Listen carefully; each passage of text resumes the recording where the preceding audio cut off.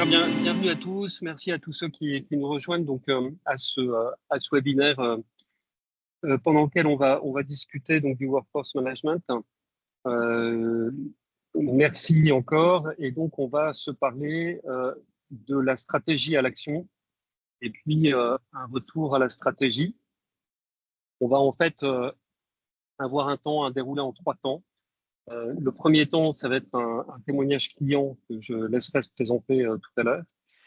Ensuite, on aura une vision structurante du workforce management. Je n'en dis pas plus, je laisserai Zacharia se présenter et on terminera par Olivier qui nous présentera donc la solution Oswego.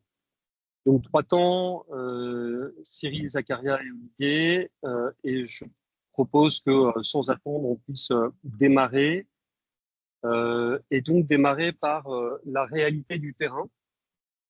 Parce que finalement, quand on parle de workforce management, on est avant tout sur quelque chose qui est extrêmement concret, extrêmement pragmatique. Et donc, Cyril, je pense que vous allez pouvoir nous présenter, vous, votre entreprise, les problématiques, les défis que vous avez relevés, et donc, in fine, l'expérience que vous avez du workforce management. Je vous laisse la parole, Cyril. Je propose que s'il y a des questions, vous puissiez les poser bien évidemment dans le module de chat qui est sur le côté. Et puis on les concentrera à la fin, voilà, hein, pour que ce soit plus fluide pour tout le monde. Mais surtout, n'hésitez pas à poser des questions. L'idée des webinaires, c'est aussi évidemment que ce soit interactif et qu'on puisse donc discuter les uns les autres et puis répondre à toutes les questions. Cyril, je te laisse démarrer. Voilà. Parfait. Commencer par te présenter ton entreprise, puis quel retour tu as, quelle est la vision du workforce management, quelle est l'expérience que tu en as. Ok, très bien. Vous m'entendez bien? Pas de problème? Parfait. Okay, très bien. Alors, si moi j'entends. Je démarre donc juste. Donc moi, je suis Cyril Fontaine, donc directeur des opérations de la société Nextalk. Nextalk, c'est 25 ans dans la relation client en tant que BPO, donc outsourceur en charge de la relation client externalisée. Nous avons une particularité, elle est importante en fait pour que vous ayez le contexte, c'est qu'on est en même temps, on est très atypique comme BPO puisqu'on est une filiale à 100% du Crédit Mutuel Arkea. Avec certes une expérience dans la gestion des services clients externalisés, mais surtout aujourd'hui une référence à la fois pour le groupe et plus largement un acteur majeur de la relation client en France, qui a la spécificité d'être un spécialiste et non pas un généraliste comme nos amis BPO habituels, un spécialiste du secteur bancaire, de l'assurance, des mutuelles, des produits financiers et bien d'autres, mais qui touchent toujours à ce secteur-là spécifique et très sécurisé, puisque nous produisons en France sur 2 sites. Donc, nous sommes un BPO de taille modeste, mais par contre la qualité et la sécurisation des données, elle n'est pas modeste. Donc du coup, une fois qu'on a donné un petit peu ce qu'est Nextalk, je suis arrivé en décembre 2024 dans le groupe pour prendre cette direction des opérations et avec un constat dans les premières semaines qu'il nous manquait une structure véritablement dédiée au workforce management. On faisait déjà, évidemment, à travers différents postes qui n'étaient pas dédiés, de la prévision, comme on pouvait de la planification et du dimensionnement, avec malgré tout déjà des très bons résultats, mais il nous manquait une structure véritablement dédiée. Donc, je me suis rapproché d'Oswego pour nous aider à passer ce cap de se structurer, d'organiser ce nouveau service avec forcément une mission qui était de nous améliorer avec cette structure dédiée sur tout ce qui était prévision, planification, dimensionnement, la partie vigie aussi, vigie qui consiste à surveiller, j'allais dire presque à la minute, les flux pour pouvoir adapter notre dispositif humain à ces flux éparses qui peuvent arriver lorsqu'on est une entreprise comme Nextalk qui travaille d'ailleurs, je ne l'ai pas dit, mais c'est important, en 24/7, donc 24 heures sur 24, 7 jours sur 7, y compris les jours fériés. Donc prévision, planification, dimensionnement, vigie, et puis évidemment la partie statistique, reporting, qui est pour nous extrêmement importante. Donc ce service data WFM qui devait se construire, eh bien, il a fallu se rapprocher d'Oswego déjà pour qu'on ait un audit qui comprenne bien voilà, notre métier, nos problématiques, nos systèmes horaires, nos 35 systèmes horaires avec nos spécificités. Et donc, de façon à pouvoir avoir derrière les meilleures recommandations. Voilà, recommandations à la fois nous rassurer sur le choix des hommes, situer cette structure WFM, mais aussi sur tout le reste, on va en parler derrière. Alors, ce que moi j'ai trouvé très très bien en tant que nouveau voilà, client en fait d'Oswego, c'est que je les interrogeais pas au départ pour me trouver des gens à mettre dans cette structure WFM.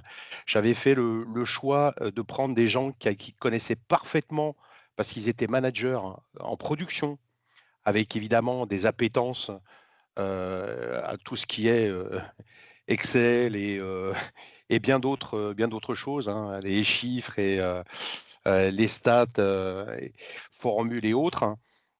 Et donc, cette connaissance de la production permettait d'avoir vraiment quelque chose de très fin dans l'explication donnée à Oswego et à l'accompagnement qu'on a eu par Olivier, mais également par Johan qui nous a accompagnés comme consultant WFM. Et c'est pas un consultant, j'allais dire, vous savez, qui n'a pas fait du terrain, quoi. C'est quelqu'un qui vient, qui a travaillé dans des grosses structures en directeur WFM et qui sait de quoi il parle parce qu'il a animé dans le monde BPO ce genre de structure, et il nous a énormément aidé à nous organiser. Donc pas de remise en question sur les deux personnes, hein. Voilà, on les a trouvés, mais ils nous ont rassurés sur le fait que on avait fait un bon choix. Donc ça, c'était plutôt déjà une bonne chose. La deuxième, c'est on s'est dit évidemment dans l'échange que tout commençait par l'organisation. Avoir une organisation WFM dédiée était majeur, véritablement, et pour différentes raisons. Déjà pour des raisons d'avoir d'atteindre tous les mois nos KPI contractuels de nos clients, hein. Ils nous confient leur relation client. La première chose qu'on leur doit, c'est évidemment d'avoir un taux de décroché supérieur à 90% avec des services level, un taux de décroché en X secondes qui soit au rendez-vous de leurs attentes. Et ça, c'est pour nous voilà, important parce qu'on sait que la bonne expérience client commence par l'accessibilité. Et donc, on se devait d'être encore plus performant, ce qui a motivé aussi le choix de construire cette organisation. La deuxième chose, quand on parle d'organisation, c'est aussi dans les échanges de se rendre compte finalement dans l'audit que on avait besoin d'être challengé sur notre organisation du travail, pouvant faire ressortir par moment pour certains contrats un manque de flexibilité. Dans le monde du BPO, c'est évidemment très important, ce qui remettait un petit peu en question aussi le fait qu'on soit obligé de revoir certains accords ou autres et de pouvoir construire cette flexibilité.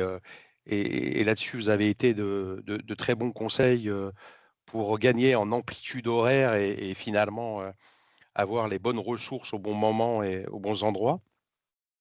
Après les KPI contractuels, eh bien, il y a une chose très importante pour quand on est en BPO, mais même ça vaut évidemment dans les services internes, c'est que on pilote des KPI de performance. J'ai parlé tout à l'heure de QS, j'ai parlé tout à l'heure de service level, je pourrais parler de délai moyen de traitement, je pourrais parler de plein d'autres KPI de nos métiers. Et construire cette organisation a permis aussi, puisqu'ils ont le volet aussi statistique, reporting, de leur faire construire à ce service un reporting agrégé de tous nos KPI majeurs. Ils avaient un BI avec 20 reportings différents, les managers d'équipe, du coup, aller chercher les données à droite, à gauche, etc. Et donc, on perdait du temps et j'allais dire de la fiabilité dans le suivi des collaborateurs. Et le fait d'avoir ce WFM, là, vous voyez, on n'est pas encore dans la prévision, le machin et tout, ben, rien que pour la partie stat, on a pu lancer extrêmement rapidement, pendant même d'ailleurs et l'audit et les recommandations, un projet qui s'est appelé Report One, où on a agrégé toutes les données de reporting RH, performance et autres dans un même outil. Donc ça, c'est aussi ça le WFM, de faire gagner du temps aux équipes et d'améliorer le suivi des collaborateurs en leur donnant les moyens de progresser. Il y a évidemment des aspects très importants de rentabilité. On ne peut pas parler de WFM sans penser ROI. Et la question qu'on peut se poser, parce que je me la suis posée, même si j'avais l'expérience de d'autres WFM dans mes 30 ans de relations clients, c'est une question légitime, c'est est-ce que le ROI lié à l'accompagnement qu'on va avoir nos égos et puis à la création de ce WFM, il va être rapide? Bah oui, il est extrêmement rapide. Extrêmement, ça veut dire quoi? Ça veut dire à partir du moment où on a eu la mission, les mois d'après ont été visibles à la fois sur nos indicateurs de performance, à la fois sur nos indicateurs de rentabilité. Et ça, c'est quelque chose que j'ai apprécié. Souvent, on peut se dire, bah, ça va être on va le voir à 3 mois ou à 6 mois. Bon, c'est déjà un peu tard dans notre métier, hein, on a besoin d'un ROI assez rapide. Et ça, c'est extrêmement concret. Extrêmement concret parce que justement, on est accompagné par quelqu'un qui connaît le métier, par un consultant qui va tout de suite nous donner la bonne méthode, les bons indicateurs à regarder. Il va nous construire d'ailleurs, hein. Il n'est pas juste dans Yaka Faucon, il est dans la co-construction du modèle avec les équipes, du premier modèle, hein, de la V1, en disant voilà, j'ai compris toutes vos problématiques. On va mettre ça maintenant sous forme d'un premier modèle manuel, hein. Voilà, on ne parle pas pour l'instant d'outils WFM, hein. L'outil, c'est qu'un moyen, mais voilà, on a déjà la structure.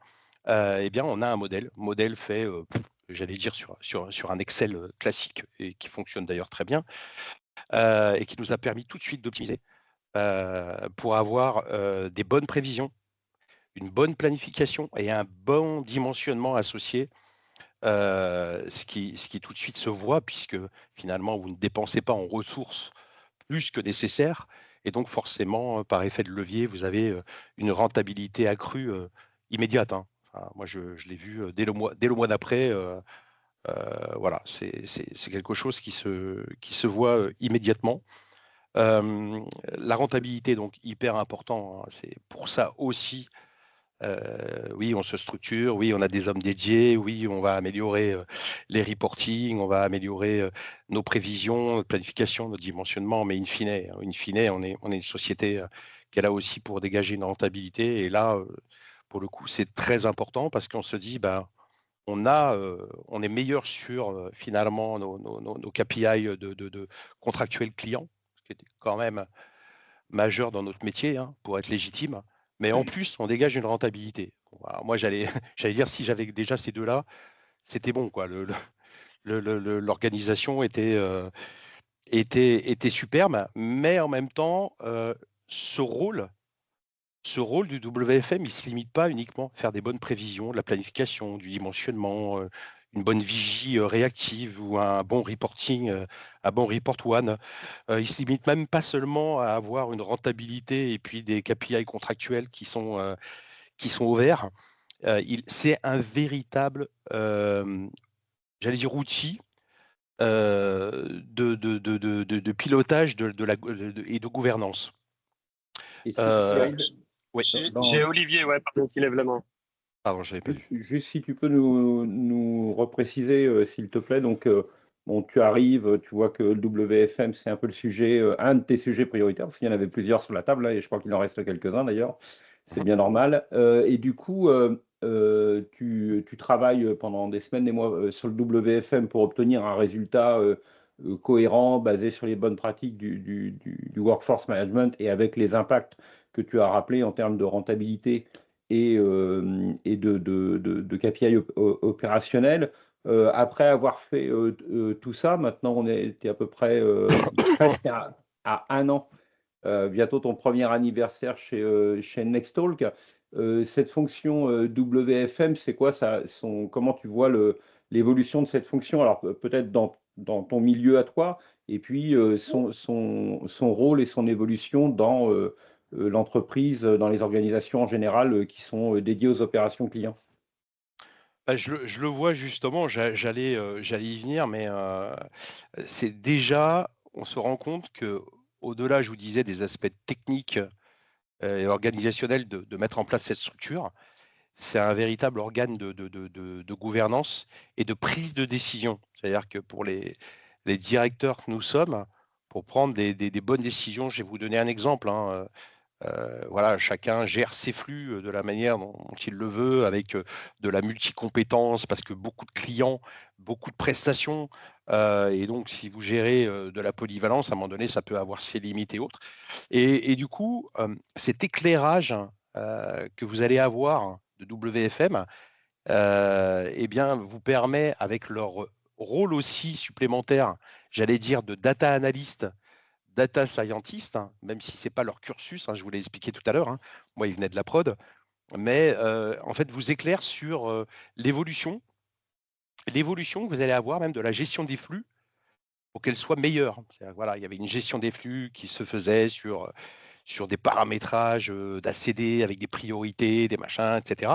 Et là, à un moment donné, eh bien, il y a une remise en question parce que ces deux personnes de l'équipe WFM, au fur et à mesure des mois, ont acquis une expérience qui vous dit, ben, en fait, moi, j'ai un meilleur système à te proposer qui sera encore plus efficace. Et donc là, on est véritablement dans l'aide à la décision pour être encore meilleur sur cette gestion des flux, meilleur sur la gestion des KPI contractuels, et puis, in fine, meilleur aussi encore sur la rentabilité. Et donc, c'est une V2. Je vous ai parlé tout à l'heure de la V1 manuelle, évidemment, qui avait existé, qui existait avec ce qui avait été construit avec Johan en live pendant la mission. Mais il y a une V2 qui nous a permis, entre deux, juste après la mission d'Oswego, de se doter d'un outil, un outil de planification. Alors, il ne fait pas tout, l'outil, mais en tout cas, il nous aide bien à gagner énormément de temps et de pouvoir visualiser finalement comment nos flux pourraient être aussi optimisés. Et donc, on s'est entouré d'un outil Time Square qui nous permet là de vraiment de visualiser en fonction de nos besoins, de nos clients, de nos multiples prestations, une meilleure manière finalement de planifier et de dimensionner nos équipes. Et ça, on a franchi un cap vers une nouvelle organisation des flux, pour moi qui était extrêmement attendue, pour améliorer l'organisation en fait de la production. Et ça, tout le monde va en avoir les bénéfices, hein. Le client en premier, mais aussi la partie rentabilité, la partie organisationnelle des équipes. Oui, parce que ça impacte aussi la vie des collaborateurs, le fait d'avoir des Complètement. flux mieux gérés, une meilleure planification, ce genre de choses. Exactement. Ok. Aujourd'hui, il y a les responsables de plateau, il y a les managers d'équipe, il y a la partie WFM. Enfin, ça va impacter positivement la partie administration générale aussi, secrétariat. Tout ça, ça permet finalement d'organiser bien plus que finalement un seul service WFM, mais toute une structure qu'il y a derrière, en se focalisant vraiment sur l'essentiel et en gagnant énormément de temps. Et en 2 mots, parce que je vois que le temps passe assez vite, avant que je passe la parole à Zakaria, en termes de méthodo, quels seraient vos conseils sur les premières étapes à déployer, les premières choses à mettre en place sur la mise en œuvre du workforce management, pardon. Moi, je suis pas marié avec Oswego, mais quand ça fonctionne, je sais le dire. Moi, j'ai été extrêmement à la fois surpris parce que autant j'avais travaillé dans les structures WFM, je les avais encadrées et autres, mais elles étaient déjà là avant moi. Autant sur une mise en place, l'accompagnement, l'audit préalable, la bonne compréhension de nos enjeux, Et le fait d'avoir un consultant qui soit en fait en même temps, j'allais dire, un opérationnel du WFM, un expert dans un grand BPO ou autre, nous a fait gagner un temps fou. Et ça se fait en plus très très vite. C'est, voilà, en quelques semaines, la mission elle était terminée. On avait toutes les recommandations, on savait où on allait aller. Ça m'a fait gagner un temps hyper appréciable. Je pensais que ça allait prendre beaucoup plus de temps. Donc il faut passer par un accompagnement, pour moi, obligatoire, par des gens qui connaissent le métier.